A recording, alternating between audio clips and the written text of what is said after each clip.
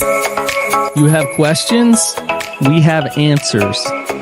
Welcome to the Therapist Question Box with your host, Miss Lindsay Schiss.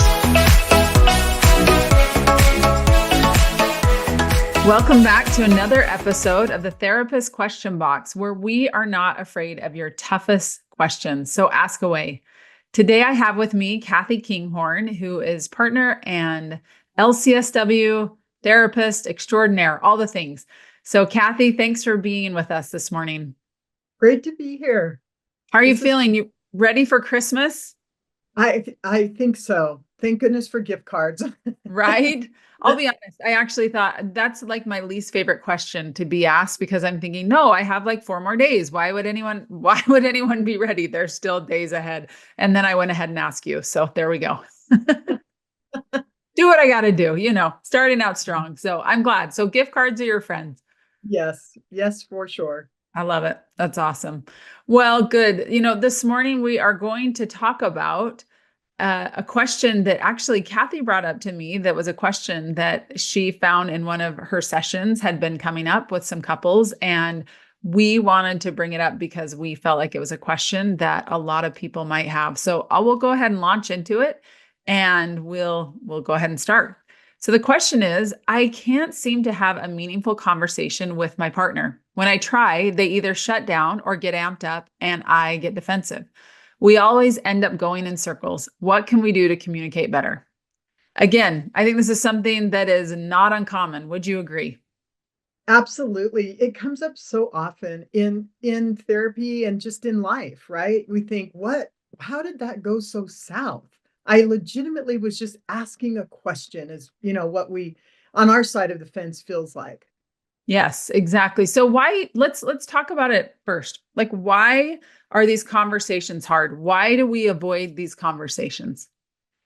Well, I think, Lindsay, is couples, think about it. If a healthy couple relationship was kind of Olympic level in the relationship scheme of things, I guess, couples haven't trained for the Olympics frequently before they get married. Ever. Yes. Yes. And so all of a sudden they're in a situation, it's like, boom, ready for the gold. Here we go.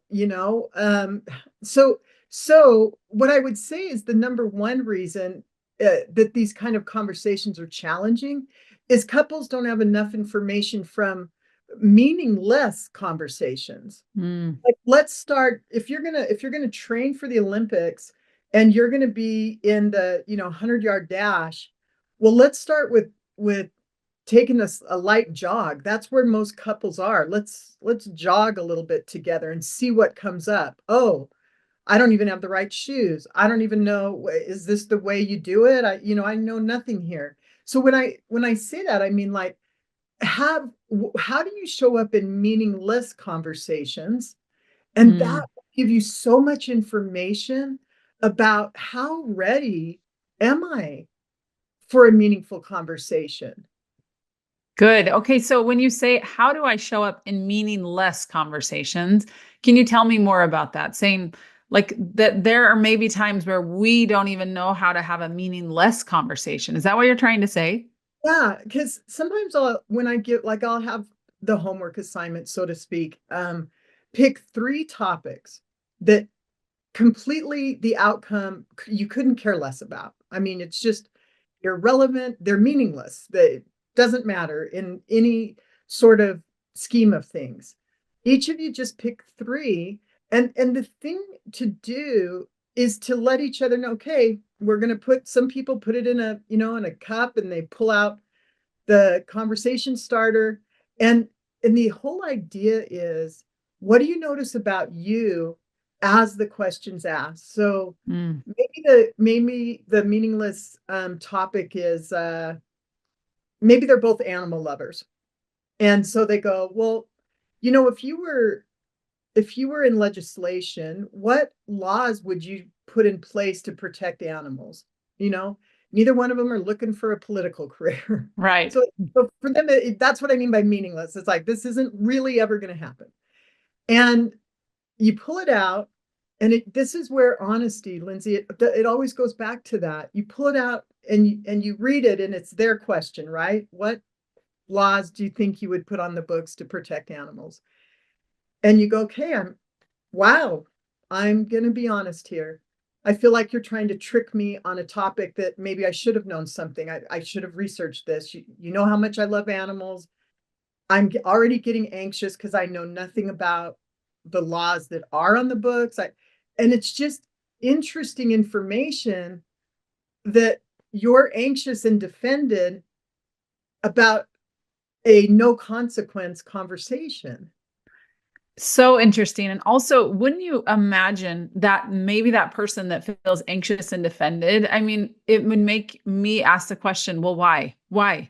Is that because there's been conversations in the past where I have felt like I've been blindsided or I've been trying to be tricked or whatever, was the answer to that? Like, maybe I feel like you're trying to do something here. In evidence of maybe some fear, some lack of safety in the relationship. So even if it's a meaningless conversation, we can still have those same feelings come up because, gosh, I felt this in the past and here we go. This feels all of a sudden scary again. So I'm defensive. Yeah. And what it does is it helps both partners see, like, hopefully the other partner would just be grateful for that person's honesty. Like, wow, that's got to be hard. I mean, that's really hard if you felt like I was trying to trick you, or that's a tough place to be anxious that you didn't know an answer. And that could bring up a lot of interesting questions about maybe that was from childhood. I was just in my men's group and talking about how they had to, they felt like they had to do everything right. We hear that a lot with our clients in their households growing up. And so that I have to have everything right, or I have to know the answer.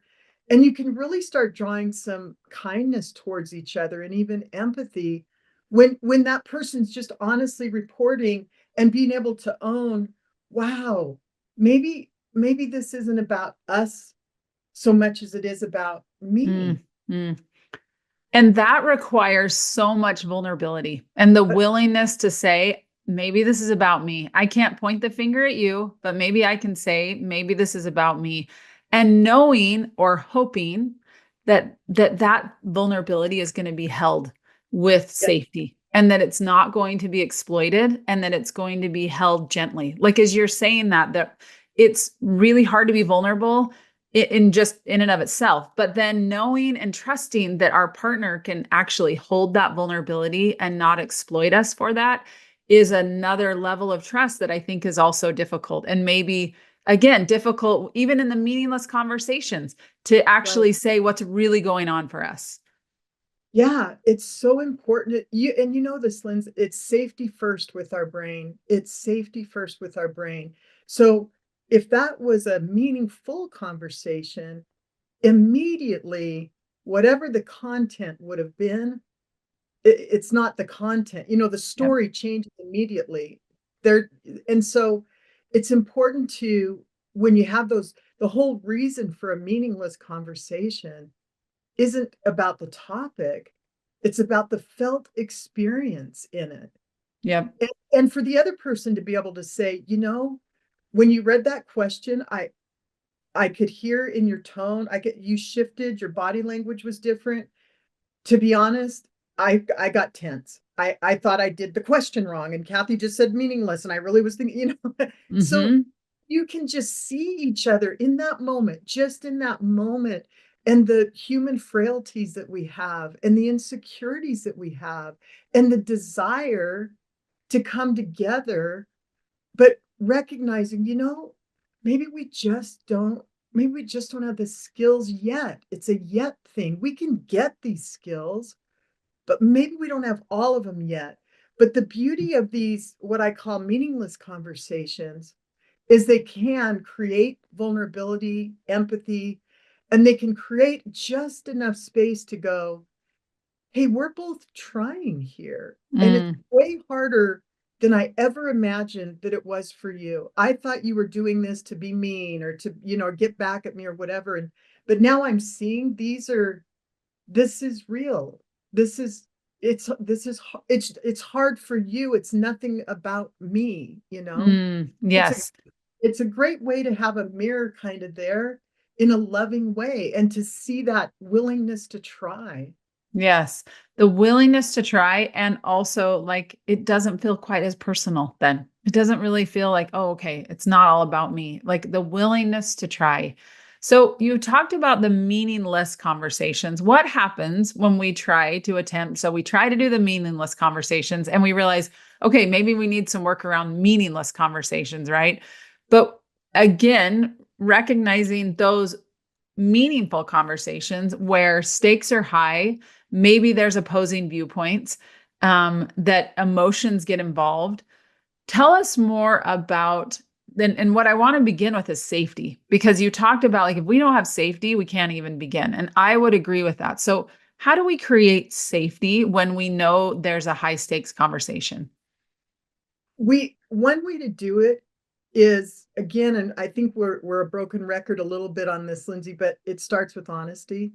Mm, What and the a question could be, when we're having these tough conversations, how what feels safe for you to start before we even start? What feels safe? And what I mean by that is, does sitting across from each other, does sitting side by side, does, literally like having a conversation about logistics of it.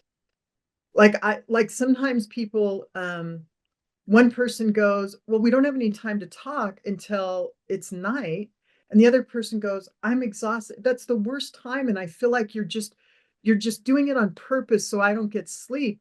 But the other person's legitimately going, I mm, thought that really was the only time we had to talk. I had no idea that that was even a thing that you felt I was doing to you. So let's shift the time of day. Let's shift the location.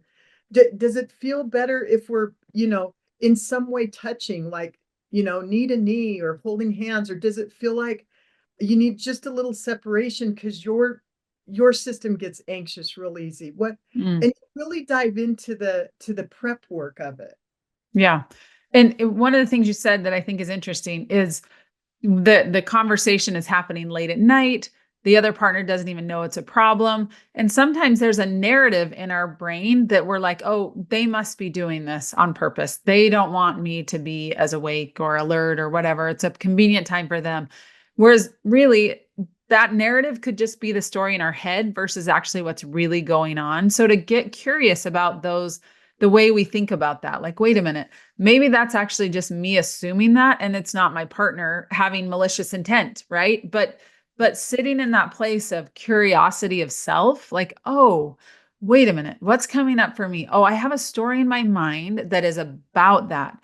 Uh, but again, how do we get to that place of introspection, right? When you said it starts with honesty, I hear that again. Okay, how do we be honest with ourselves when we may just have a knee-jerk response? We don't even know it's coming up for us because it's just the narrative in our brain. We don't even realize it.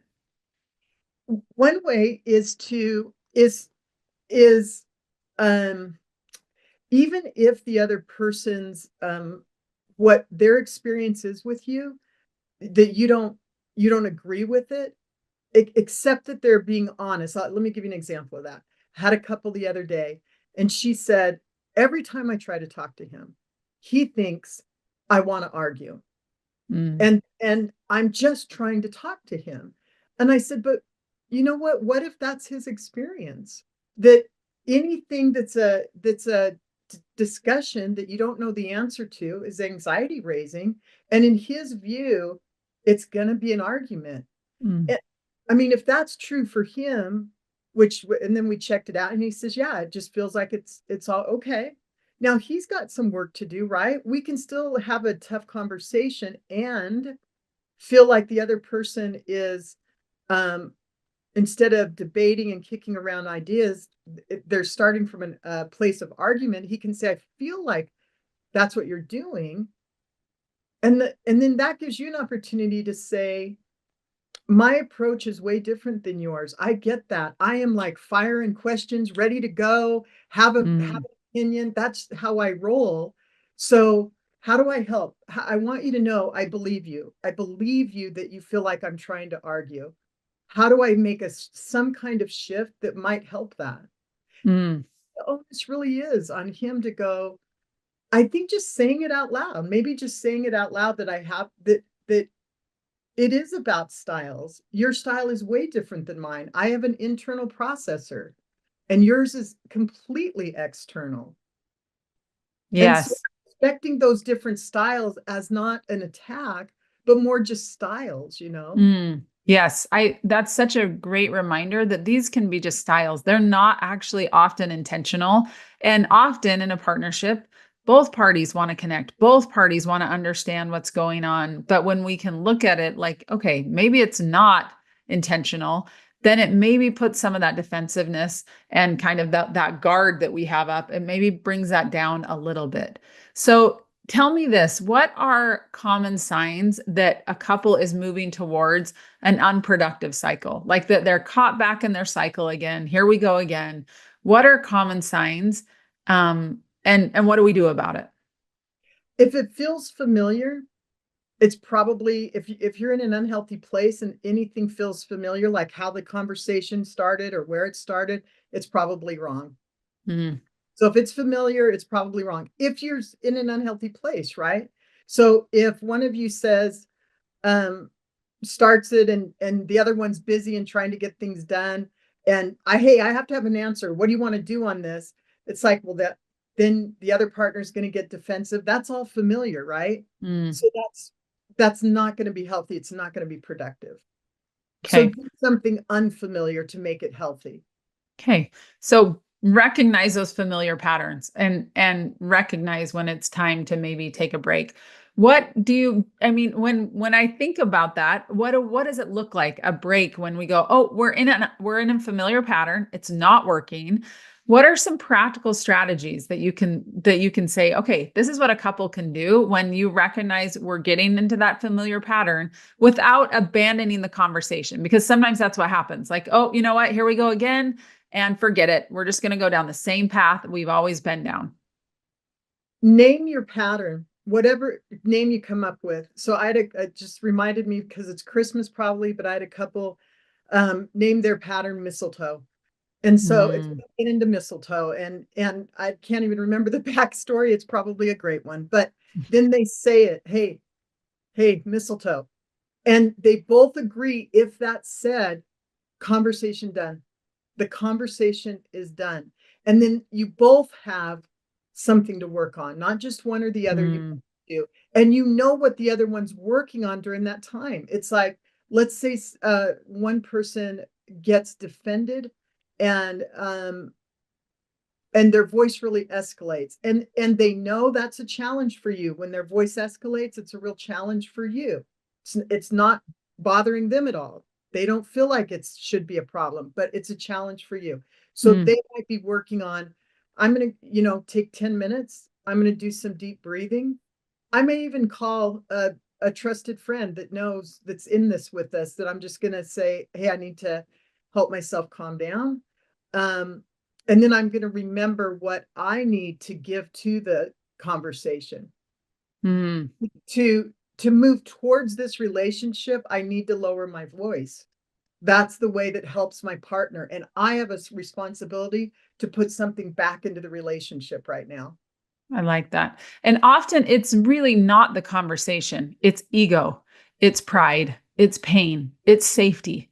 And recognizing, wait a minute, it's actually not often about the content of the conversation. It's what's going on inside of us that is so upsetting, right? I love that idea of you saying there's a key word that they can say, okay, you know what? This is our word, our code word, and we're going to take a break. But also the recognition that we're taking a break, but we're not going to let it go. We're not just going to abandon the conversation, because again, when we abandon these hard conversations, what happens? It comes out somehow, right? It's not, they don't just go away. They come out, or they build resentment, they build distance.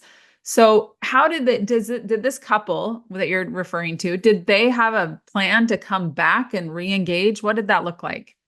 Well, it really is about doing what's unfamiliar to your system. So they had specific action items, like the one did his voice escalated and he did get defensive. So his was, I'm gonna I'm gonna take a 10-minute break. I might need a 20-minute break.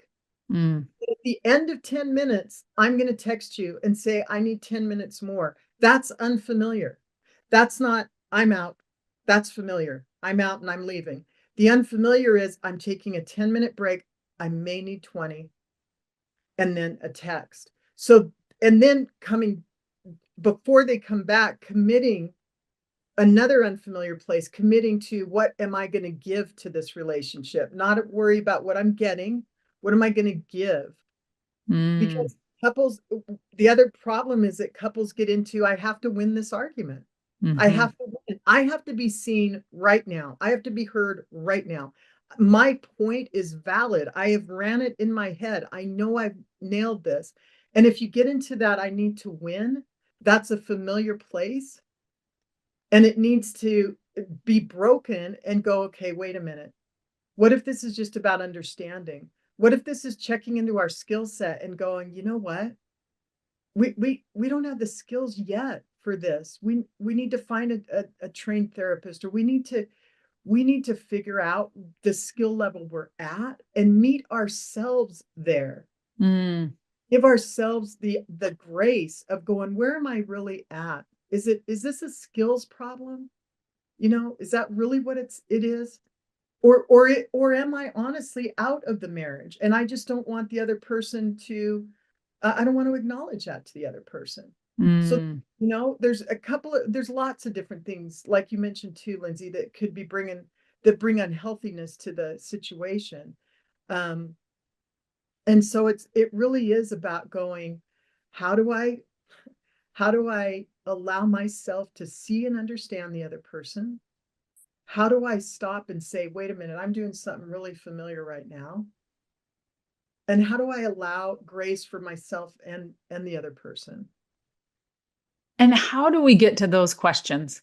Because those questions require an immense amount of awareness and an incredible amount of humility. And sometimes when we're in those defensive places, gosh, in a conversation, that is not where our brain is. We're in a place of like, I'm going to defend and I'm seeking safety and I want to be right because that feels safe. These Yeah, other questions feel so vulnerable. Like, how do you get to that place? you know, think about it. The only way that firemen rush into a burning building is because they've practiced. Mm. They've practiced and practiced. Have when I say have meaningless conversations, I mean consistently. I mean plan it 3 times a week. Have it planned out. We're going to see our skill level. We have to assess our skill level here. Because if it's just a skill level thing, man, you can really move along pretty quickly. Now, if it's trauma, if it's addiction, if it's uh some learning disabilities, you know, if it's something else, those are going to bring a lot more challenge into it. So the meaningless conversations will give you an abundant amount of information about where the two of you are. And then you're self-assessing. To be honest, I think if I would have ate lunch today, took a break, walked around the building, I would have come home in a much better mood. And so I've got to do that before we have conversations. I've got to be Mm. taking care of myself Mm. before we can have one. That makes a lot of sense. That again, just self awareness and the meaningless conversations. I keep hearing that over and over again because if we can practice on something that's low stakes, low emotion, and we're willing to put in the time, then hopefully we will get better when it comes to those high stakes, those conversations that have a lot of emotion tied to them. We will be able to do it in a much more productive way. Right. I mean, again, if you're having a very heated or a very emotional, meaningful, deeply meaningful conversation, that's your marriage is kind of burning building that, and you are the two firemen going in to put out that Mm. fire. Mm. With all the tools you got, go in with that confidence that you know how to do it. And the way to get there is to pick up some tools. Yes, exactly. Pick up those tools and don't be afraid of them, right? Yeah. Don't be afraid of those Yeah. tools. That's what they're there for. And the firemen need to practice so they can actually know what it's like and go into and do the thing that feels scary and vulnerable and hard, right? All of those things. Yeah. Well, Kathy, I want to make sure, is there anything else that you want to add before we wrap up this conversation? Gosh, it's just one that, I hope our viewers keep asking questions, because these kind of tips and tools, we've got so many more to share. I think it's it I, there is tons more, Lindsay, but we'll put it on another podcast, because this is such a critical piece of Mm. relationship. So stay Such tuned. a critical piece. Stay tuned. There's more to come. I agree with that. Well, I just want to go over a couple of nuggets for our listeners so they can have some takeaways. The first one that I thought was so important is that couples need to have meaningless conversations, conversations that are low stakes, and that we're willing to have those conversations with each other, knowing they're meaningless, and that we get curious about ourselves, about the interaction, about what's going on between the two of us when we're having and engaging in those conversations. And practice, practice, practice, right? Don't give up on those meaningless conversations. The second one is safety, that it just starts with honesty. Like, do I not feel safe? Am I trying to defend? Am I getting overly critical? Am I trying to be right? But finding that, first of all, honesty of self, and then what creates safety? What is it that creates safety? Because again, that's our number one. We're not going to continue down a path that does not feel safe. The third was the familiarity. I thought that one was so key, that when we get back to those familiar patterns, that we recognize it. Wait a minute. Oh, we're back into one of those familiar patterns. We need to go to an unfamiliar place, because that is actually where some vulnerability and growth can be. So I love that one. And then awareness of self. Is this a skill problem? Do we need additional support and help? Do we need a therapist to help us navigate some of these conversations that we keep coming back to, right? I heard it said, if we keep coming back to the conversation, it's not the conversation, it's our skill level and our ability to have the conversation, right? Or is it trauma? Is it addiction? Is it a learning disability? What is it that we're lacking that we need to really address? So I really hope this question is one that our listeners will contemplate, because again, it's not something that is unique to this couple that you have had in your sessions. This is something that I think every partnership and relationship is going to go through. So I really appreciate your insights, Kathy, and hope this conversation was meaningful for our listeners. And remember, if you have a question, go to our show notes or to the Therapy Utah website and submit. No question is off limits. Thanks so much for joining us. Until next time, take care.